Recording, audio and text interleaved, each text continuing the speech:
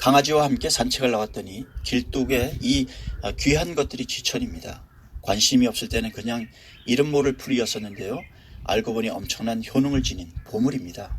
어떤 것은 길가에서 사람들에게 짓밟히며 자라고 어떤 것은 다른 풀들과 섞여서 그렇게 특별하게 보이지 않습니다.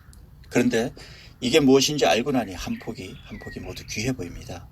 이 식물이 바로 아주 큰 관심을 끌고 있는 곰보배추입니다. 오늘은 야생 곰보배추를 소개하려고 하는데요. 이것은 4월이 제치 적기입니다. 추운 겨울을 이긴 곰보배추가 들판에 지천으로 자라고 있습니다.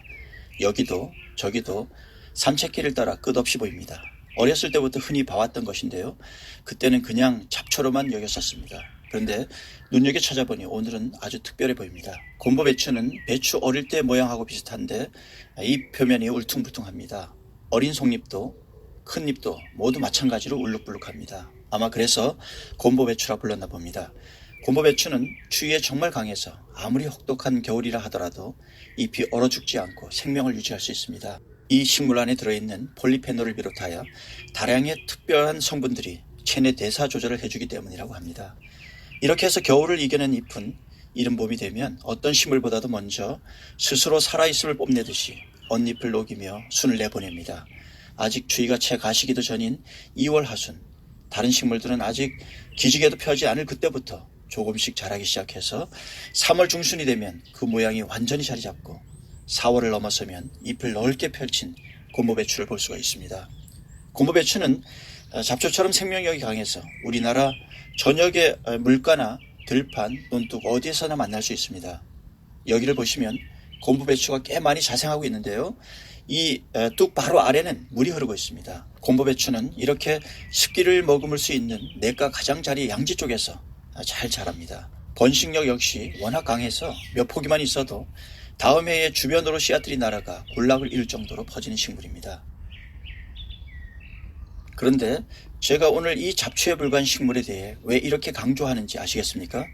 그것은 바로 이 식물에 함유되어 있는 놀라운 성분 때문입니다. 이 곰보배추가 큰 관심을 받고 있는 이유는 이 식물이 지니고 있는 여러 성분 중에서 특히 호흡기 질환, 폐질환 개선에 뛰어난 효능 물질이 들어있다고 알려져 있기 때문입니다.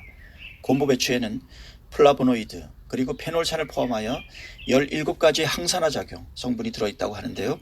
이 성분들이 폐나 기관지 염증을 완화시키는 탁월한 효과가 있다고 합니다. 따라서 기관지 질환이나 장기침을 자주 하시는 분들에게는 희소식이 아닐 수가 없습니다. 이뿐만 아니라 다른 곳 만성 염증 제거에도 효과가 있다고 합니다. 나이가 들어가면서 우리 몸에는 각종 염증이 안팎으로 다양하게 나타납니다.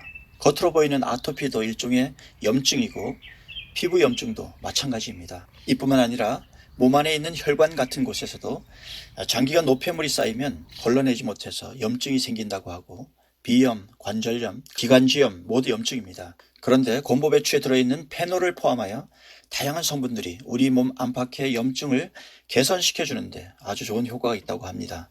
참으로 특별한 식물입니다. 따라서 이 곰보배추를 채취해서 꾸준히 활용하시면 폐, 기관지 그리고 그 외에 우리 몸의 각 기관 염증 질환으로부터 몸을 회복하는 데 많은 도움이 되겠습니다. 곰보배추를 먹는 방법은 여러 가지가 있습니다.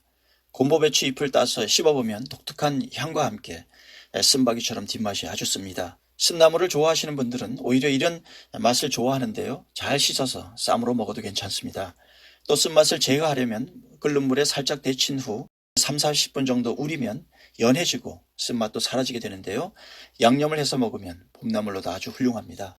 보다 효과적인 약효를 위해서 사용하고자 한다면 말려서 가루를 내어 먹거나 잎을 말린 후 차로 마시는 방법이 있습니다. 말려서 가루로 먹을 경우 쓴맛이 아주 강해집니다. 제가 먹어보니 차로 마시는 게 먹을만 하더군요. 차로 만들 잎은 후라이팬에 잎이 마를 때까지 볶았다가 물에 우려내어 먹으면 좋습니다. 그렇게 해야 잎에서 나는 풋내를 줄일 수가 있습니다. 곰보배추는 특별히 부작용이 없는 식물로 알려져 있는데요. 그래도 몸이 찬 분들은 조금만 섭취하는 게 좋다고 합니다. 4월, 5월은 꽃도 화려하고 봄나물 채취의 적기인데요. 굳이 산에 가서 금지하고 있는 희귀식물을 훼손하면서까지 산나물을 채취하지 않더라도 우리나라의 들판은 어디서나 들나물이 지천입니다. 즉 냉이나 쑥, 민들레, 고들빼기, 쓴바귀, 돌나물, 개망초, 명아주, 왕고들 빼기, 이런 것들을 4월이면 지천으로 볼 수가 있습니다. 그런 것들 중 일부는 자주 채취해서 나물로 사용했을 텐데요. 이 곰보배추는 아직까지 생소한 분들이 많을 겁니다. 이것은 모를 때는 뽑아내야 할 귀찮은 잡초지만 알고 나서 보면 아주 귀한 보물입니다. 우리를 치료하는 보물들은 이렇게 먼 곳에 있지 않습니다. 하나님은 아주 가깝고 쉽게 찾을 수 있는 곳에 우리 몸을 치유할 수 있는 것들을 아주 많이 두신 것 같습니다. 그것들을 발견하고 잘 사용하는 것은 우리의 몫입니다. 잡초처럼 천하게 여겨지던 곰보배추는 겨우내 그렇게 많은 효능들을 자신 속에 간직하며 소리 없이 봄을 기다려왔습니다. 저도 집에서 곰보배추를 조금씩 키우고 있습니다. 환경이 좋으니 야생에 비해 색깔도 좋고 자라는 속도 또한 아주 빠릅니다. 그러나 이렇게 거름을 주어서 편안한 환경에서 재배된 것보다는 혹독한 겨울을 견디고 풀들과 경쟁하면서 살아남은 야생 곰보배추의 효능이 월등할 거라는 생각이 듭니다. 관심 있는 분들은 오늘 소개해드린 보물, 곰보배추가 어떻게 생겼는지, 어디에서 자생하는지 들판에 나가서 보물찾기라도 한번 해보시면 어떨까요? 오늘도 함께 해주셔서 대단히 감사합니다.